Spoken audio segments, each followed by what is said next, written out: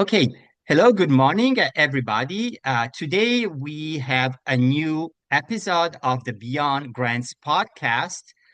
So let me tell you how this episode came about. On April 29, during webinars with the Stanford Review of Social Studies, my I was at that webinar, and the person was let's do it again. Sorry. Hello, everybody.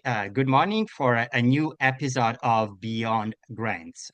So today, my guest is Mark Dobosz, who kindly agreed to join this podcast series. So, Mark, for 40 years, worked in the nonprofit sector, and he raised over $100 million. um, is a recent piece in the Stanford Social Innovation Review, Beyond the Mega Gift, diagnosed. Uh, Gosh, sorry, there's the note taker here that it's gonna let me. Um, can I? Uh, okay. Uh, Sorry, Mark, because it will split the screen in three, and that's a bit complicated. Let me hide. No, there you go. Okay, one more time. I'm sorry. No problem. Good morning. We are here for a new episode of the podcast series Beyond Grants. Today, I with Mark Dobosz, who kindly agreed to join this podcast. Mark, for 40 years, worked in the no-profit sector, and he raised over $100 million. His recent piece in the Stanford Social Innovation Review, Beyond the Mega Gift, diagnoses a cultural collapse in grassroots giving and point directly at where that leaves organization, like the majority of the organization of the listeners of this podcast. So, Mark, thank you for this opportunity. Can you please tell us who you are and what you are working on these days? Sure. Good morning. Thank you very much for the invitation to be with you on this podcast. I think it's an important resource for all of the practitioners as well as volunteers out there. In terms of me, I've been in the development and nonprofit field, as you had indicated, for over 40 years. I have both led organizations, have been the chief development officer in organizations, sometimes did both, being the executive director and the lead and the chief development officer. So I've had a lot of opportunities across multiple sectors, healthcare, education, social services, entrepreneurship and small business, Western sports athletes.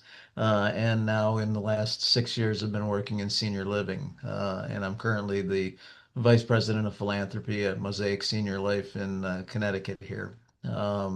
Enjoying every moment that I have working in nonprofits because it gives me an opportunity to actually be in what I call that sacred space of an individual where their philanthropy gets to be matched up and aligned with the mission of many valuable organizations across the board. And I see it as a more a vocation than a career. And people say, well, how long do you plan on working? I said, as long as I can, because I really enjoy it. Very good. Let's start with the question. So, your recent piece focuses on US domestic giving.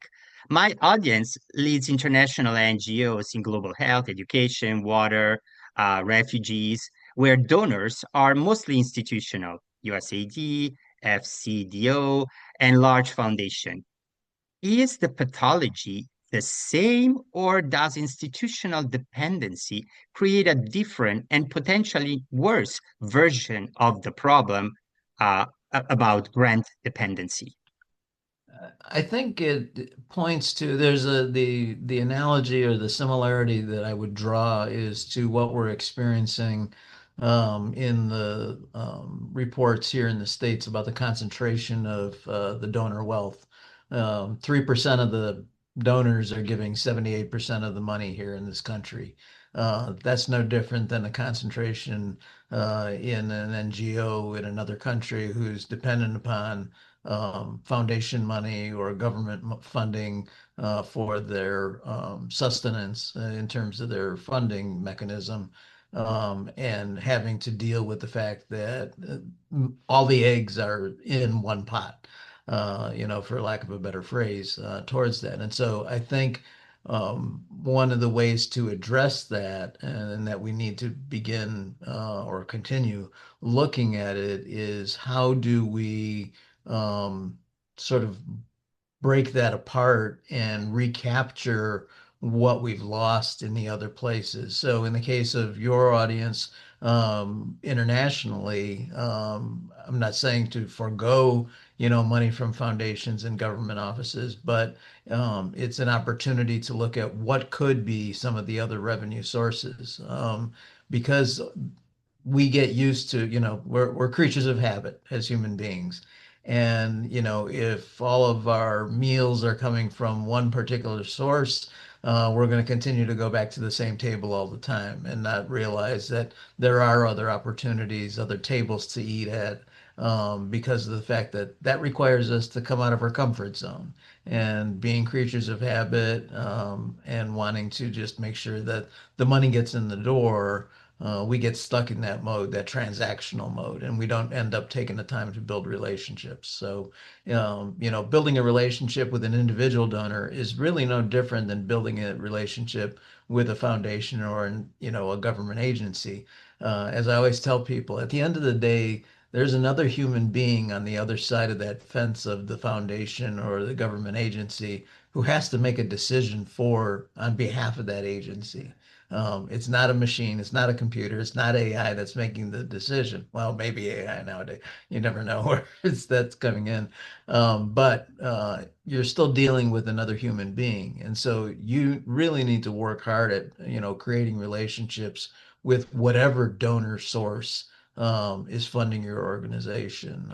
So whether it's individuals, whether it's corporations, whether it's foundations, whether it's government sources, it's incumbent upon the organization to build those relationships with them. Very good. So you said something about diversify revenue streams. In the webinar interview you had on April 29 with people at Stanford, you said something that left me speechless. 501c3 is a tax status, it's not a business model. So I've been making a version of that argument for months now.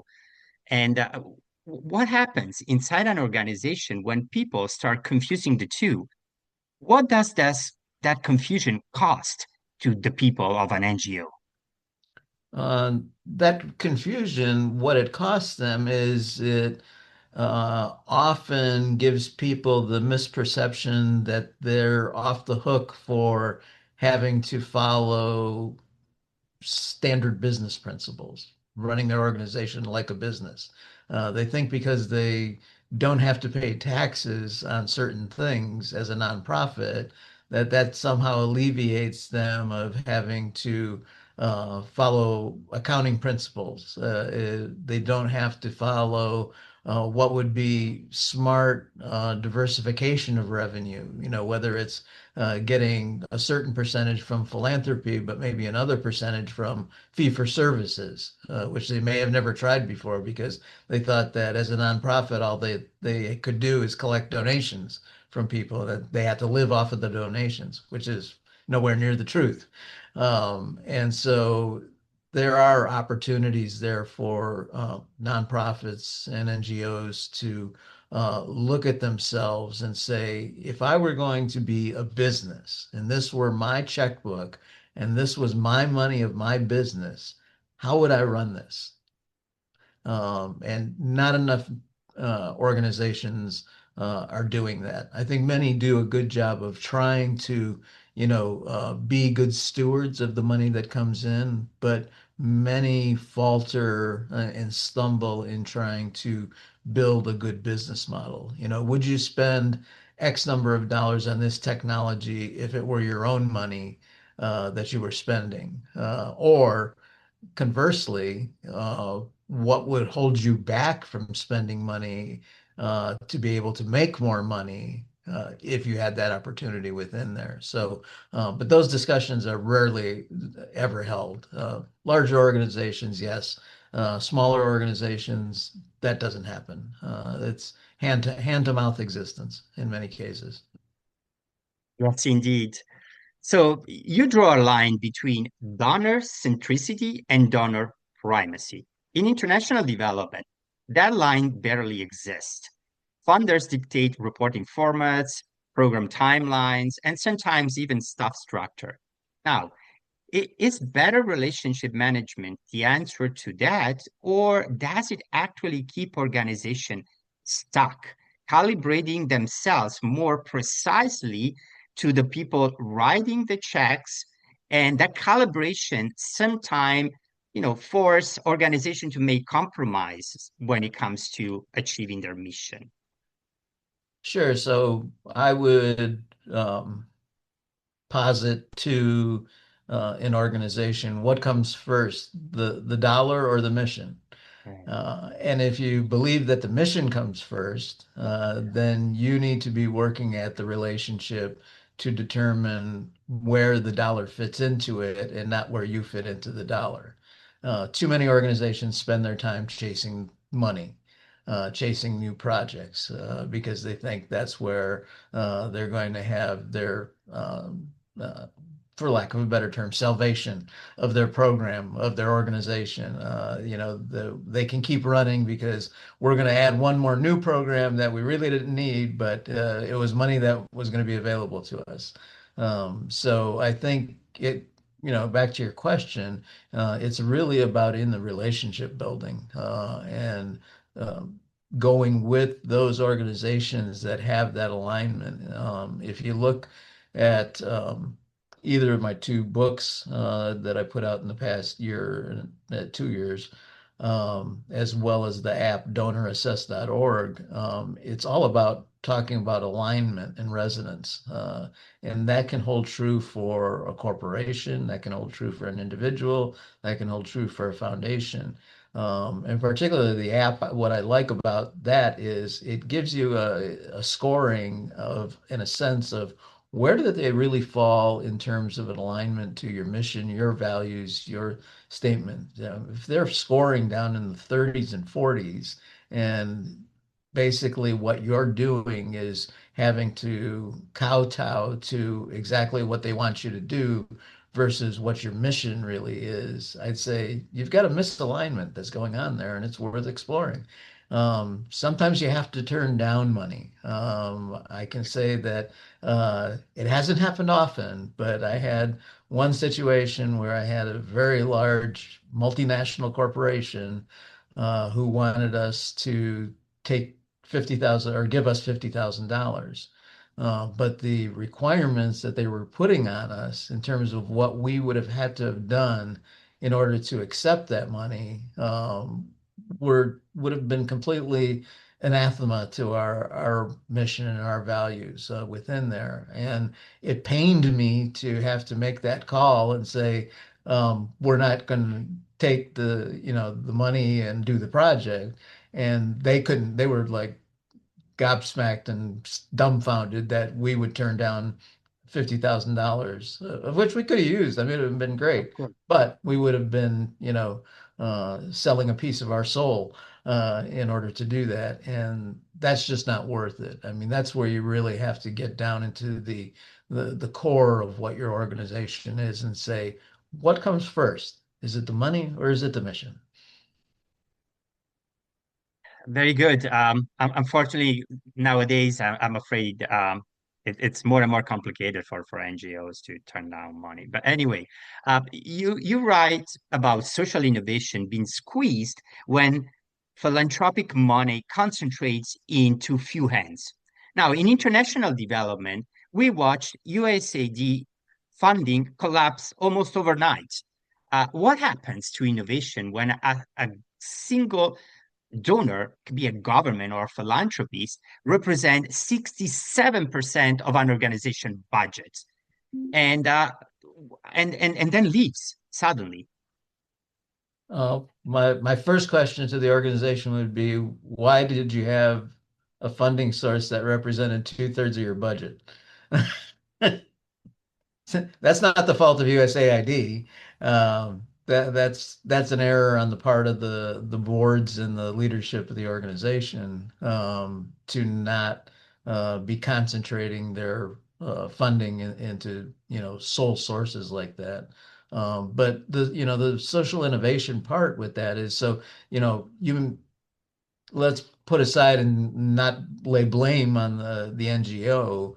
Let's just look at the concentration of the wealth within there. So whether it's USAID, whether it's two or three foundations that are funding it, um, that goes back to our earlier question where we talked about how, in this country with individuals, 3% of the population or the donors are giving 78% of the money. That's the same problem. That's a squeeze on social innovation there, because what you're catering to is you're catering to the interests and the alignment and the values of that small population. And so the same thing holds true for the NGOs. If you've concentrated your funding into a particular source, you get very dependent upon that funding. And it's hard to, look at what else can you do with that, because obviously people want to continue on, but there has to be some realism always, sprinkled into the discussions about where the future is. And if you've got, have done some good strategic planning, then hopefully you've identified where funding sources are going to continue to come from.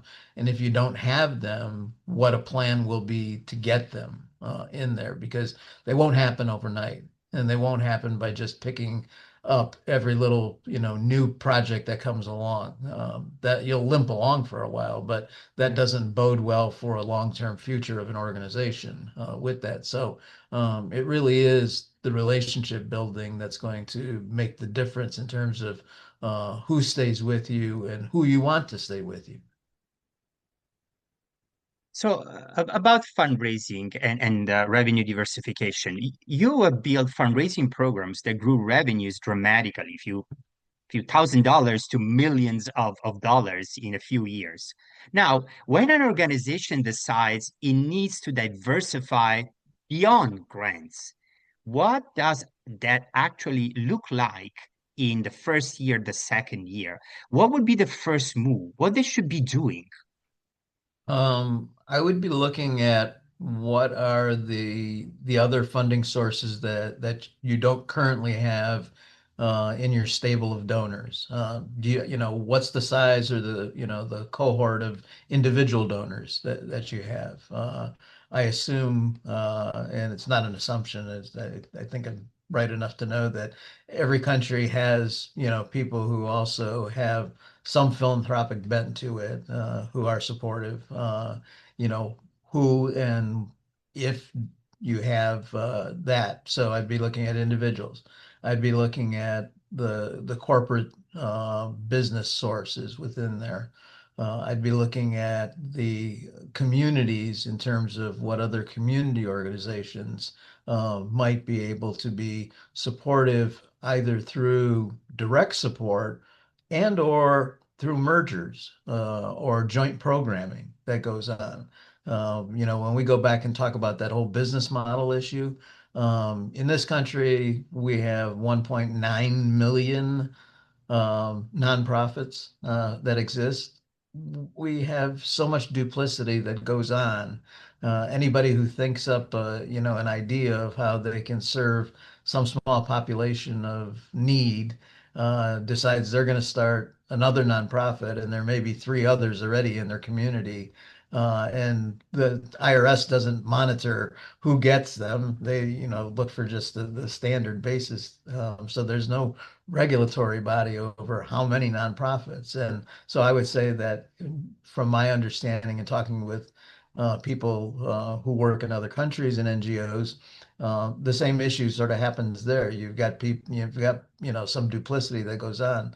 Well, maybe one of the ways of helping to, increase that revenue is to do some joint efforts and or at the very sort of harsh is not the word I want to use. The more extreme, is that you end up merging with that. But I think you have to look and take all the standard sort of groupings and cohorts of people and groups that donate money within your particular country, and say, what percentage do I have of each of those? And if you go back to USAID, so there was a government funding, international government funding source that had 2/3. Well, what made up the other third? And if we don't have anything else in the other third, but just a few small things, what would be our plan to try to begin expanding and growing that? And that's what we did, in my example that you gave of the money that I had been raising. We started out by thinking that we were going to have a large individual donor base that was going to be our main source of revenue for this new foundation I was building for them. And it ended up being corporate giving that turned out to be the much larger source within there. So we said we had some corporate giving, some foundation giving, and then some individual giving. Whereas when we started out in the first year, we thought it was going to be flipped and be the reverse way around, where it would be individuals and then corporate and foundation. But it took us a year or two to continue to look at it, study it, see where we really were and who had alignment with us, and then move on from that point. Um, so it's not an overnight process, but it's one that everybody, regardless of where you're at in your history, should take the time to do that exercise of going through and studying it. And maybe now it's a good time to start that Uh, process. Now is always a good time to start. Uh, so you have talked about boards measuring the wrong things.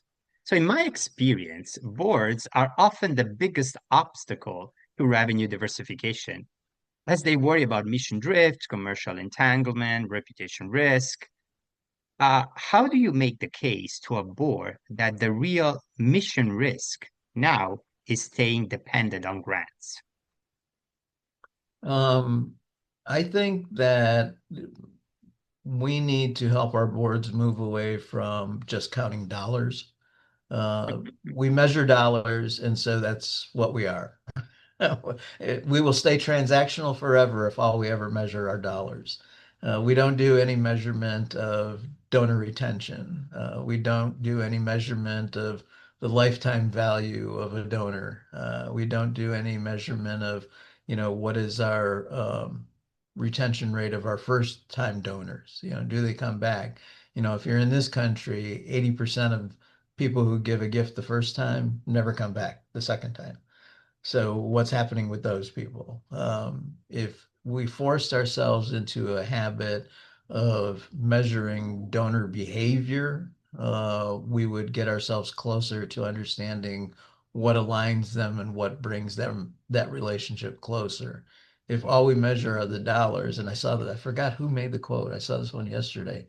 If you are only measuring dollars and not any of the other aspects, then somebody who gives $5 and somebody who gives $50,000 is just counted as two donors who gave $50,500 or $50,050. So you got a raw number, and you got two raw numbers basically that don't tell you anything about the people who are giving to you. Whether that's an NGO who gets its money from foundations and governments or not. Again, I know of a organization working with one foundation who is very stringent and stuck in terms of what they will fund. There's three categories. They're not changing. Multiple meetings have resulted in basically the same response every time they've tried to expand or find different angles to that. And so my recommendation was, well, I think that's one where you shake the dust off your sandals and move on to the next village. Very good. Last question. A mid-sized international NGO CEO now is sitting across from you, and she just lost 40% of her budget almost overnight because a government or a philanthropist shift priorities. You have 5 minutes with her. What's the first thing you tell her to do? And what's the one thing you warn her not to do? Um,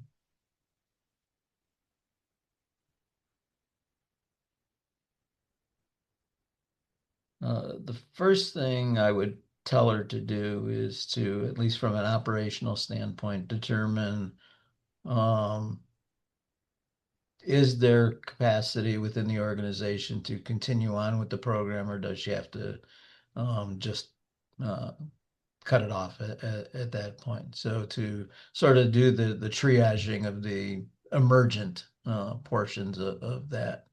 And then to look to what are the people closest in the concentric circle of giving, um, what might be their capacity to help support some portion of it if she identifies that there's some portion of it is much needed and needs to be retained with that, and see can you find funding, emergency funding from those people closest to the organization within there, and then create what I would say would be a longer term plan for do you keep once you if you decide you're keeping part of it going, what's the longer term plan for who might be the next person to start funding it, and reach out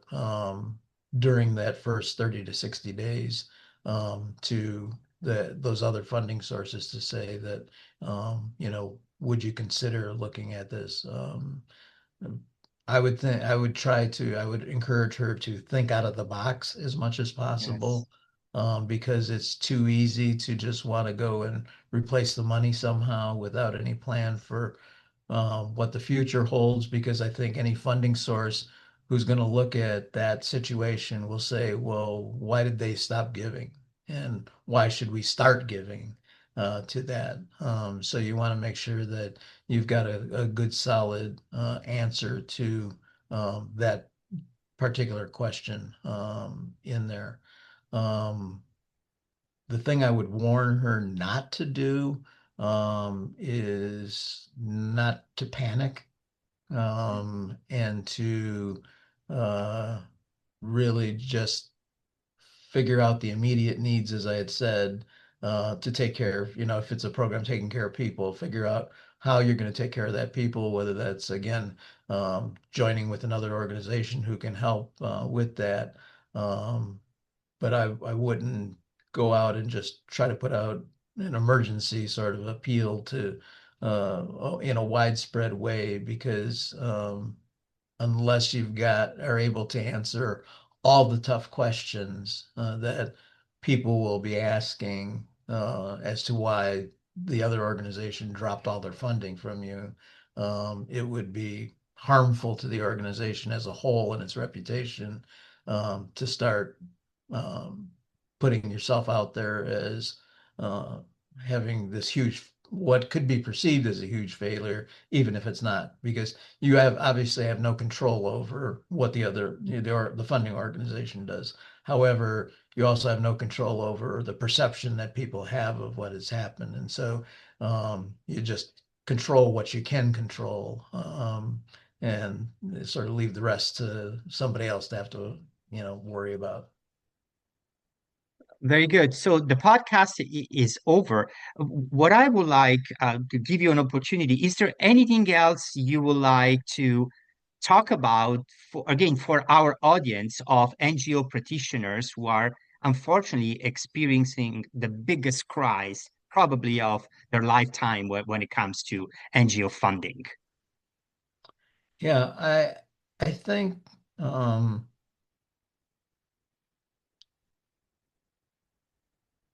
it's important for those organizations that are really suffering from funding to look at alternatives that may feel uncomfortable to them. Yes.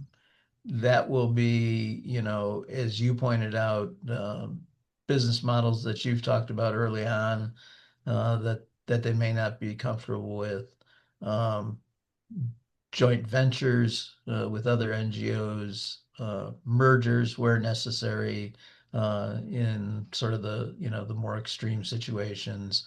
Um, but to really discipline yourself not to be stuck in a desperation mode because it's much like um, uh, predator animals. They can smell blood.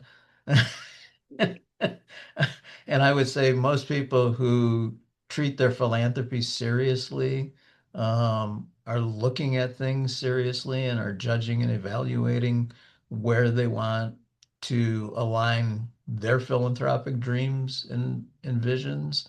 They're not just, well, as I described in my first book, they're not just walking ATMs. They are people with, you know, true intent that they want to participate in. Even again, I go back to the foundation, the corporation, the government agency. There's human beings on the other side of all those relationships. And they're responsible for being the guardians and the trust keepers of the money of their foundation, their corporation, their government agency. And so they're having to make human decisions. They may have to follow certain formulas to get to those decisions, but the fact of the matter is they have feelings and they understand too. And so you need to be able to make sure that you're always being conscious of that and tapping into it. Great. Mark, thank you so much for your time and these precious insights. It'll be very important for our listeners to pay attention and hopefully think outside the box in this time of crisis and see that there is hope. Thank you so much, Mark. Thank you for doing this.